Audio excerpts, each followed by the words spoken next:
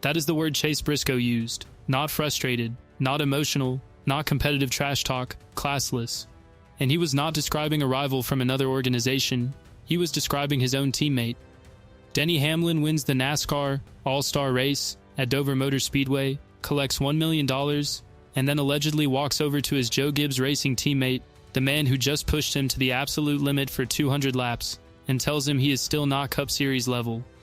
Briscoe repeated that to reporters standing outside the No 19 hauler, and you could hear the genuine fury in his voice. This was not a misunderstanding. This was not competitive banter between two guys laughing it off. This was a teammate conflict inside one of NASCAR's most powerful organizations, and it is not going away. To understand why this moment landed the way it did, the setting has to be established precisely. Dover Motor Speedway, the Monster Mile, hosted the All-Star Race for the first time in 2026. The format: 2 75-lap segments followed by a 200-lap finale with an inverted field, winner take all, $1 million prize with no points on the line. These are not two drivers from competing organizations with different loyalties. These are two Joe Gibbs Racing teammates sharing information and debriefs every week, competing under the same banner, representing the same sponsors every single race weekend. The garage dynamic inside JGR already carries pressure. Veterans like Hamlin controlling the spotlight while younger drivers like Briscoe work to establish themselves in a new organization. A comment like the one Briscoe described does not just sting personally, it lands inside a working relationship that must continue every week for the rest of the season. Before the alleged comment can be fully understood, Briscoe's race weekend has to be laid out, because the physical and performance context is what makes the post-race words so explosive. On Saturday in practice, Briscoe slammed the wall. His team had to rebuild the entire car from the ground up before Sunday's race. His own words after the event: "I knocked the wall down in practice, and we basically rebuilt the whole car." So for them to be able to just get the car back to where it was competitive, it says a lot about the guys. On top of that, Briscoe had been dealing with a stomach bug for the 2 or 3 days leading into the race. Physically, he was not at 100% heading into one of the most physically demanding venues on the NASCAR calendar. Dover's banking and G-forces through the corners across 200 laps would challenge a fully healthy driver. He went into that race sick, in a rebuilt car, and still nearly won $1 million. The race itself was not a one-sided affair.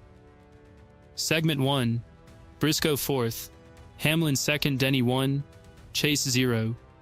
Segment 2, Briscoe 2nd, Hamlin 3rd, Denny 1, Chase 1. In the 200-lap finale, after Hamlin led lap 1, Briscoe overtook him and led the next 39 laps. They traded the lead multiple times. Briscoe led 22 consecutive laps at one stage.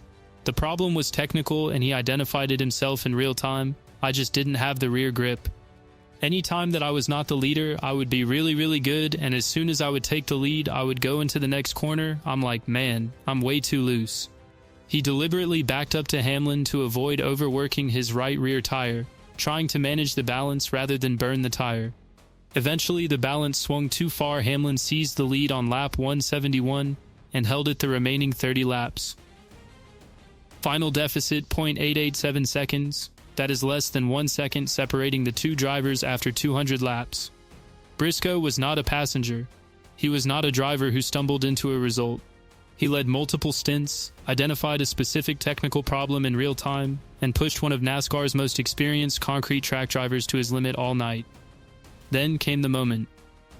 After the race ended, Briscoe walked over to congratulate Denny Hamlin's standard protocol between teammates after battling for a major prize. According to Briscoe, Hamlin responded by telling him he was still not Cup Series level. Briscoe did not bury the comment. He did not soften it for reporters. Standing outside the No 19 hauler, he told reporters what was said and described Hamlin's comment as classless. The word choice was deliberate. When a driver says something was classless, they are making a moral judgment, not an emotional one. They are saying it was not just wrong, it was beneath the dignity of the situation. Briscoe was explicit. He was not asking for praise. He was not demanding Hamlin hand him respect just because he ran second. But after going toe-to-toe for 200 laps and finishing less than 1 second behind, hearing his own teammate use the win as an opportunity to diminish the performance was something different entirely. His own measured assessment, If you're ever going to beat Denny Hamlin anywhere, you have to be perfect. And I thought I was near perfect. Just needed a little bit more. When reporters put the accusations to Hamlin, his response made things worse rather than better. He never directly denied saying it. Instead, he essentially brushed it off, saying emotions run high after races and that they raced hard all night. That is not a denial. That is a deflection. In any controversy, I didn't say that is the most powerful response available to someone falsely accused. Hamlin chose not to say that. The gap between what he could have said and what he chose to say was noticed immediately across the NASCAR community. His broader post-race comments were warm and professional. He praised his progressive team, acknowledged the format created real challenges, and said, "I definitely like the invert. Obviously it caused some chaos there and took out some good cars, but overall, it's a typical all-star race when that stuff happens." He also mentioned he would probably give the $1 million to his mom, but none of that displaced the non-denial. Hamlin is the most psychologically aggressive competitor in the modern NASCAR garage, a driver who uses every tool available to maintain mental control inside the sport. Some fans defended the comment immediately. That is just who Denny is. Others said it crossed a specific line specifically because it was directed at a teammate who had nearly delivered a JGR 1-2 finish. The race itself produced carnage well beyond the Hamlin-Briscoe dynamic. The event got off to a fiery start on lap 2, a pileup triggered by Ryan Preece coming down the banking in turn 1 and making contact with Todd Gilliland. Kyle Larson, a 3-time All-Star winner, hit the wall after colliding with Gilliland's Ford. Ryan Blaney, Chase Elliott, Daniel Suarez, John Hunter Nemechek, and Michael McDowell were all swept into the incident. Preece's no. 60 Ford made a heavy impact with the outside wall, causing the rear end to erupt in flames. He climbed out unscathed and said afterward, "I'm fine, I seem to take big hits. I don't know what happened. If it was my fault, I'm sorry." He later accepted full responsibility on social media. Chase Elliott, the 2020 Cup Series champion, an 8-time most popular driver, never advanced past the first segment after being caught in 2 separate wrecks. His post-race honesty, it was pretty wild. "I hate to get caught up in that. I knew better. I saw it getting crazy. I should have bailed." Ross Chastain was eliminated in a 3-car crash on the 6th lap of the second segment and offered a nuanced assessment. "We weren't passing anybody, but we were able to maintain, which has not been the case for this downforce package.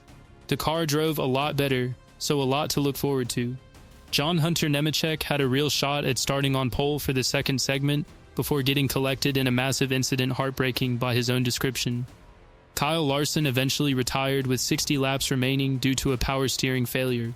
8 caution flags, 23 of 36 drivers involved in incidents at some point during the night. Eric Jones completed a top 3 sweep for Toyota, with Austin Dillon and Connor Zeilish rounding out the top 5.